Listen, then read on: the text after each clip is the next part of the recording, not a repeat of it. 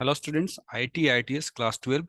हम लोग 2023 के प्रश्न पत्र में से सब्जेक्टिव क्वेश्चंस सेक्शन सी के क्वेश्चंस का सॉल्यूशन देखेंगे।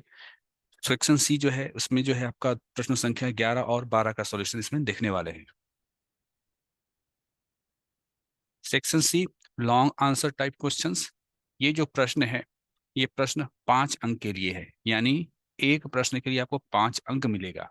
हालांकि आपको यहाँ पर दो प्रश्न दिया गया है, प्रश्न संख्या 11 और प्रश्न संख्या 12, लेकिन इन दो प्रश्न में से आपको केवल एक का ही उत्तर देना है। देखते हैं, सबसे पहले हम लोग प्रश्न संख्या 11, explain the components of SRS. ठीक है, देखिए बात यहाँ पर ये है, चूंकि ये 5 अंक का है इसलिए आपको आंसर काफी लंबा लिखना पड़ेगा। ठीक है, तो एसआरएस के कंपोनेंट्स क्या हैं ये हम लोग यहाँ पर देखेंगे। The components of SRS are functional requirements, performance requirements, design constraint, external interface requirements. ये चार कंपोनेंट्स होते हैं और चारों को हम लोग को डिफाइन करना है। देखिए, कंपोनेंट्स का मतलब होता है भाग या हिस्सा। तो एसआरएस के कौन कौन से भाग होते हैं? सबसे पहले हम लोग बात करते हैं फंक्शनल रिक्वायरमेंट का। ठीक है, functional requirement specify what output should be produced from the given input. मतलब कि आप जो इनपुट देते हैं उससे, ठीक है, उससे आउटपुट क्या प्रोड्यूस हो सकता है ना। तो फंक्शनल रिक्वायरमेंट्स ये स्पेसिफाई करता है कि आपने जो इनपुट दिया है ना, उससे क्या आउटपुट निकलना चाहिए। ठीक है, आपने कुछ इनपुट किया है तो क्या आउटपुट निकलना चाहिए। So they basically describe the connectivity between the input and output of the system। तो इस प्रकार से बेसिकली ये वर्णन करता है, ये डिस्क्राइब करता है कि इनपुट और आउटपुट का, है ना, इनपुट और आउटपुट के बीच में कनेक्शन क्या है। किसी सिस्टम में इनपुट और आउटपुट का कनेक्शन क्या है, इस चीज को डिस्क्राइब करता है। आगे बताया गया है फॉर इच फंक्शनल रिक्वायरमेंट्स। ठीक है, अब हम लोग बात करें फंक्शनल रिक्वायरमेंट्स की, तो क्या क्या चीजें और होती हैं इसके अंदर। पहला, a detailed description of all the data input. मतलब जितना भी आप इनपुट करेंगे उसका पूरा डिटेल जो है ना, डिटेल डिस्क्रिप्शन की वो इनपुट क्या है ना, पूरा डिटेल वो होना चाहिए। एंड देयर सोर्सेस, और वो इनपुट का सोर्स क्या है, वो इनपुट कहाँ से आएगा। द यूनिट ऑफ मेजर, हम लोग उस इनपुट को मेजर करेंगे तो उसके लिए इनपुट क्या होगा। And the range of valid input भी स्पेसिफाइड, और हम लोग को ये भी स्पेसिफाई करना पड़ता है फंक्शनल रिक्वायरमेंट में कि जो आप इनपुट करेंगे उसका जो रेंज जो होगा वो क्या होगा। ठीक है, जो रेंज जो होगा वो आपका वैलिड इनपुट का वो क्या होगा।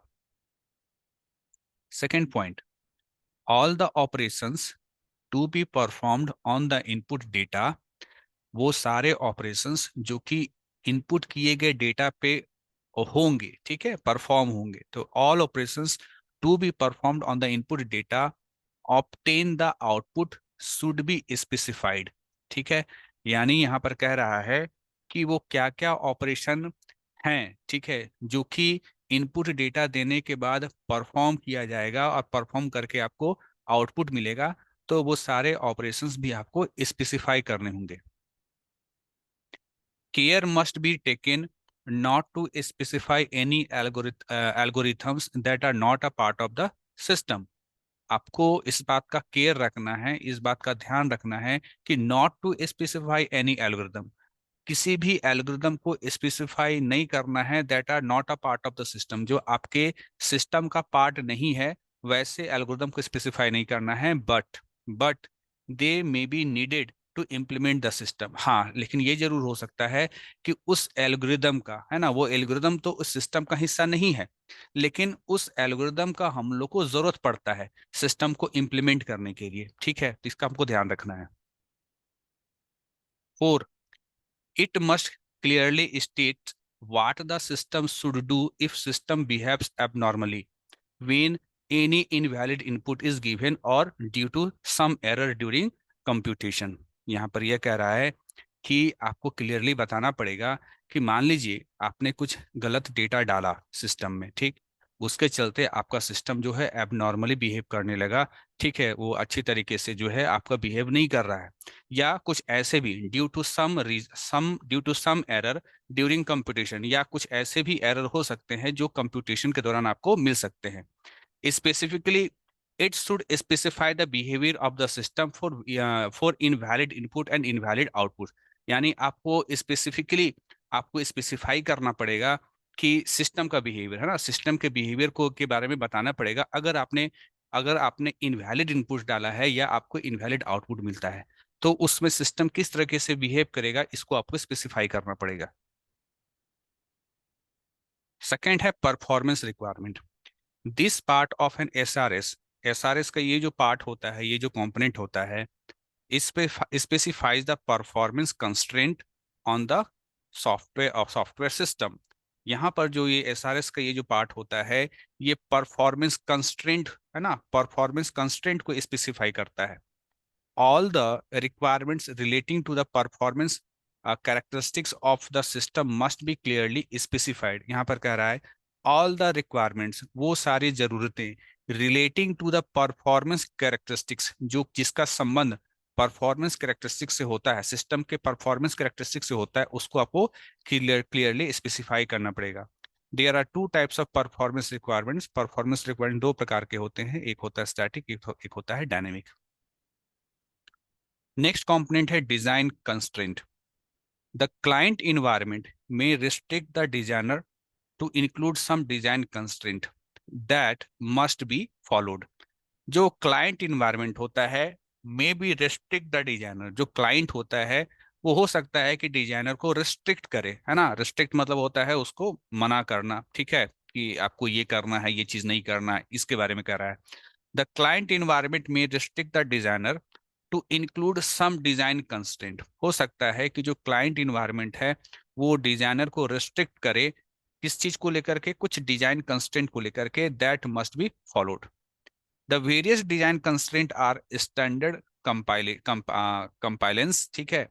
जो तरह तरह के जो डिजाइन कंस्ट्रेंट होते हैं वो क्या हो सकते हैं, वो स्टैंडर्ड कंपाइलेंस हो सकते हैं, रिसोर्स लिमिट हो सकता है, ऑपरेटिंग इन्वायरमेंट हो सकता है, रिलायबिलिटी होता है, सिक्योरिटी रिक्वायरमेंट होता है, and policies that may have an impact on the design of the system. तो ये चीजें हो सकती हैं जो आपके जो है सिस्टम के डिजाइन को प्रभावित कर सकती है।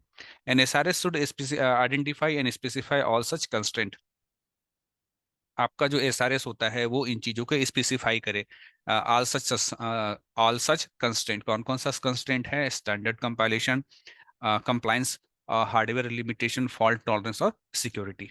देखिए ये जो प्रश्न है ना, आप लोग को जो जितने भी स्टूडेंट हैं जिन लोगों ने जिन्होंने जो है सॉफ्टवेयर इंजीनियरिंग नहीं पढ़ा है, उनको तो बिल्कुल भी समझ में नहीं आएगा। ये मैं साफ साफ कह दूं, आप अगर सोचें कि आपने ये कोर्स पढ़ा ही नहीं है और आपको एक क्वेश्चन का आंसर को पूरा अच्छे तरीके से समझ ले, क्योंकि अगर आप इस है ना, अगर आप इस जो लिखा हुआ आंसर है उसका वो हिंदी में ट्रांसलेट कर दिया जाए ना, तो वो हिंदी ट्रांसलेशन आपको समझ में नहीं आएगा, क्योंकि यहाँ पर बात हो रहा है सॉफ्टवेयर इंजीनियरिंग का, यानी एक सॉफ्टवेयर बनाने का जो स्टेप्स होता है उससे रिलेटेड बात हो रहा है। तो अगर आप नहीं थ्योरी पढ़े हुए हैं, अगर आपने सॉफ्टवेयर इंजीनियरिंग नहीं पढ़ा हुआ है, अगर आप सोचे कि ये चीज आपको समझ में आ जाएगा, नहीं, आपको बस एक ही है, रटना पड़ जाएगा। चौथा component external interface requirement. For each external interface requirement all the possible interaction of the software with people, hardware and other software should be clearly specified। आपको उन सारी चीजों को बताना पड़ेगा कि लोग है ना, कि लोग किस प्रकार से सॉफ्टवेयर और हार्डवेयर से जुड़ेंगे, ठीक है। अगला, the characteristics of each user interface of the software product should be specified. आपको ये भी बताना पड़ेगा कि जो यूजर इंटरफेस होगा, देखिए यूजर इंटरफेस किसको कहते हैं, जैसे मान लीजिए एक मोबाइल बन करके आया, ठीक है, मोबाइल में बहुत सारा आइकन बना हुआ है, तो कुछ लोग बड़ा आसानी से आइकन को देख करके समझ के उसको यूज करना तुरंत सीख जाते हैं, ठीक है। तो ये एक अच्छा आपका एक एक्सटर्नल इंटरफेस के बारे में बात हो रहा है। कोई कोई ऐसा मोबाइल सेट होता है जिसके ऊपर जो आइकन वाइकन है या कुछ ऑप्शंस वगैरह दिया रहता है वो आपको जल्दी समझ में नहीं आता, लेकिन कुछ कुछ मोबाइल का आपको समझ में आता है, उसी के बारे में यहाँ बात हो रहा है। The SRS should specify the logical characteristics of each interface between the software product and the hardware component of the hardware interfacing, ठीक है। ये अब ये सारी चीज आपको रटनी पड़ जाएगी, मेरा तो सीधा से यही कहना है, ठीक है, क्योंकि इसके लिए पेपर आपको पढ़ना पड़ेगा, सॉफ्टवेयर इंजीनियरिंग पढ़ना पड़ेगा, तब चीजें समझ में आएंगी। अब हम लोग बात करते हैं दूसरा वाला क्वेश्चन, क्वेश्चन नंबर 12, ठीक है। इसमें भी आपको कम से कम जो है आपको एचटीएमएल का नॉलेज होना चाहिए, तभी आप इसका आंसर दे पाएंगे। ठीक है, तो बिना पढ़े कुछ हो नहीं सकता, लेकिन आपको मुझे सॉल्यूशन बताना था, इसलिए मैं सॉल्यूशन बता दे रहा हूँ। यहाँ पर कह रहा राइट अ एचटीएमएल कोड, आपको एचटीएमएल में कोड लिखना है टू फॉर्म अ टेबल, आपको एक टेबल बनाने के लिए एक एचटीएमएल का कोड लिखना है। So the following values in tabular form. ठीक है, और कुछ जानकारी, कुछ डेटा दिया हुआ है, उस डेटा को टेबलर फॉर्म में दिखाना है।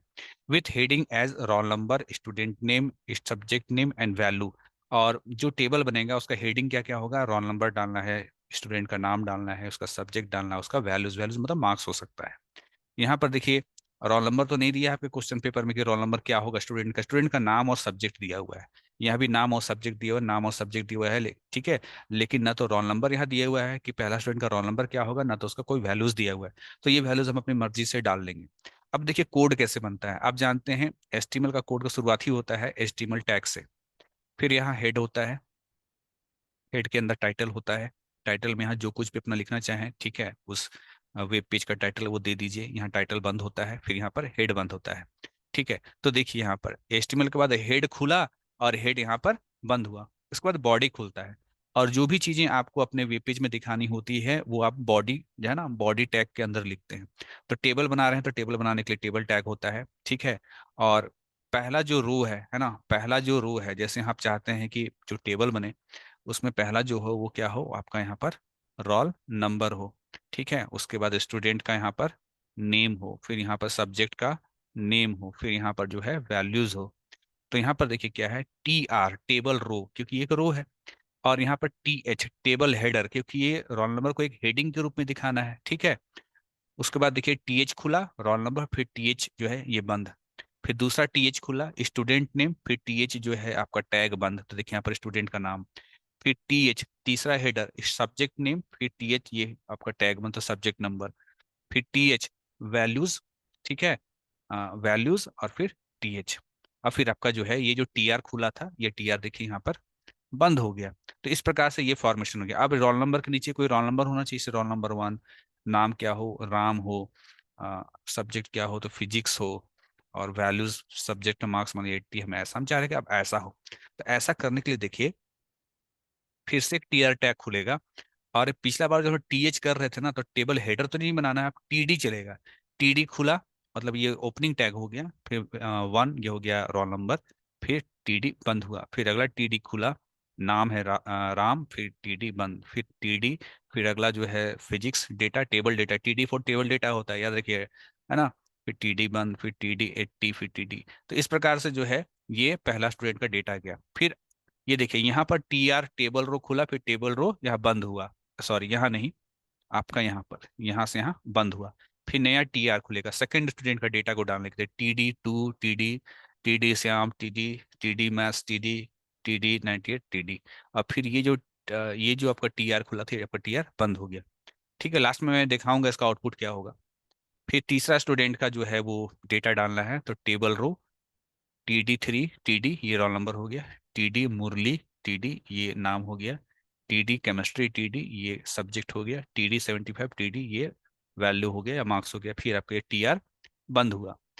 ठीक है, अब आपका टेबल टैग बंद होगा। जो टेबल टैग यहाँ पर खुला था, है ना, ये जो टेबल टैग खुला था, ये टेबल टैग हम लोग का जो है यहाँ पर जाकर के बंद होगा।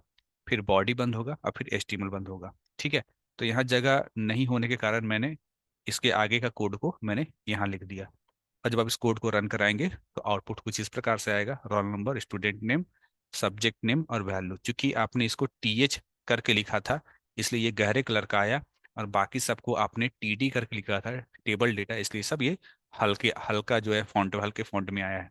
ठीक है, तो ये आपको कहा गया था 5 मार्क्स में। तो 5 मार्क्स में एक सब्जेक्टिव क्वेश्चन था सॉफ्टवेयर इंजीनियरिंग से, जिसका आंसर दे पाना तो मुश्किल होता है स्टूडेंट के लिए, क्योंकि बिना पढ़े आप नहीं कर सकते हैं। और दूसरा ये HTML जो लोग अगर पढ़े हुए हैं वो HTML वाला कोड का आंसर दे सकते हैं।